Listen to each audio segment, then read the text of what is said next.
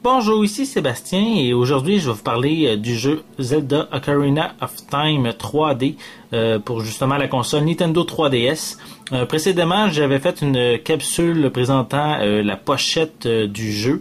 Maintenant, je voulais vous parler un petit peu de mes premières impressions, en réalité comment le jeu est lors de mon premier test avec le jeu. Donc, je vais démarrer le jeu.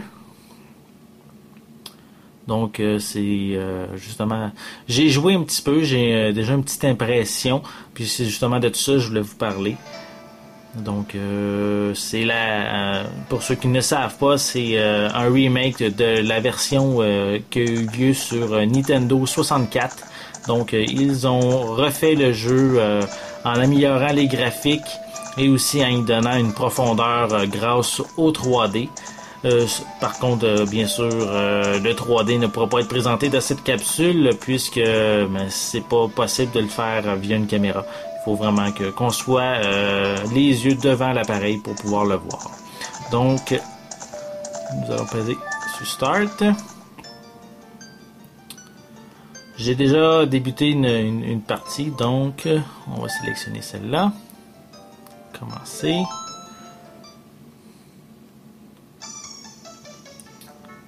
Donc, je suis actuellement, on pourrait dire, dans ma maison, puis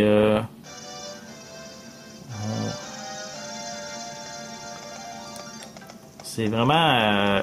j'ai pas nécessairement joué beaucoup à la version Nintendo 64, mais j'ai pu, c'est sûr, voir des comparatifs.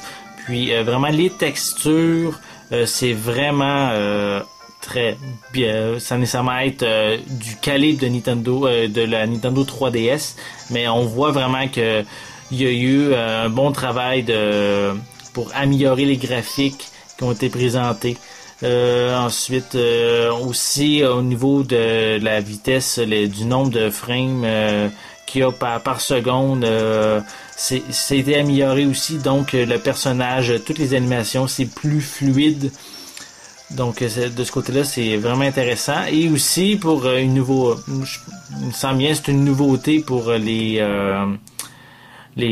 joueurs en Amérique du Nord. Le jeu est disponible en français, anglais et espagnol. Donc, comparativement à la version Nintendo 64 qui était seulement en anglais. Donc, pour ceux qui préfèrent jouer en français, mais c'est vraiment une bonne nouvelle pour vous. Ensuite, je pourrais vous parler, c'est sûr, on peut, il y a les boutons, il y a différents modes, on peut, aussi, il y a le mode gyroscopique, juste en bougeant la console, si on est, exemple, en mode à la première personne, mais ça bouge en même temps que nous, donc c'est une nouveauté aussi qui n'était pas disponible avant. Ensuite, on peut vous parler rapidement du menu. On a le menu quête qui justement contient toutes les informations, tous les objets, tout ce qu'on a déjà ramassé.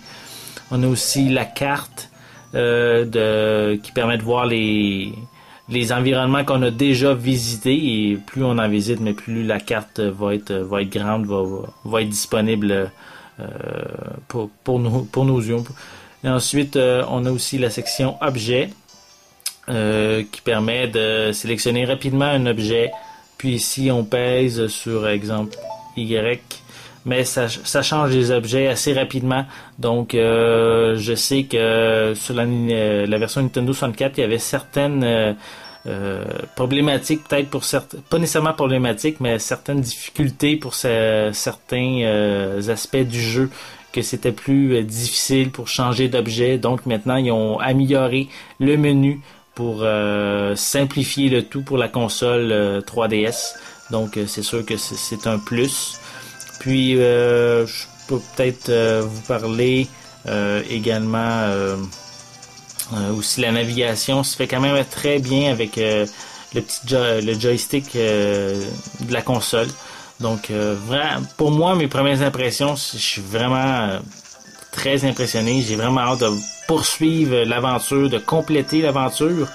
puisque en plus la version cette version-ci de Zelda mais contient le mode Master Quest, qui est une version plus difficile encore de la quête de Link, qui est disponible seulement par contre lorsque on termine le jeu, la première aventure. Dès qu'elle se termine, mais le mode Master Quest va se débloquer. Donc je suis loin d'être rendu là, mais je sais que c'est déjà indiqué sur la pochette, puis j'en avais pas parlé lors de ma première capsule. Donc, voici peut-être mes premières impressions. Je suis vraiment bien impressionné. Peut-être du côté du 3D, je peux peut-être juste vous dire, je le mets pas au maximum, ça me force un petit peu les yeux. Donc, peut-être le mettre à moitié, pour moi, c'est suffisant de ce côté-là.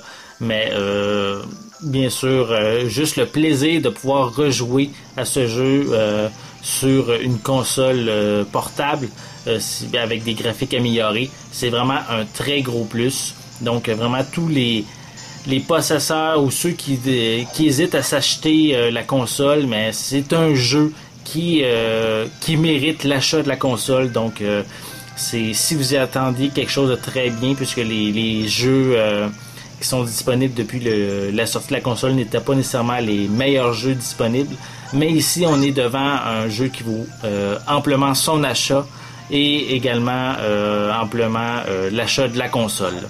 Donc c'était Sébastien, je vous remercie et amusez-vous bien.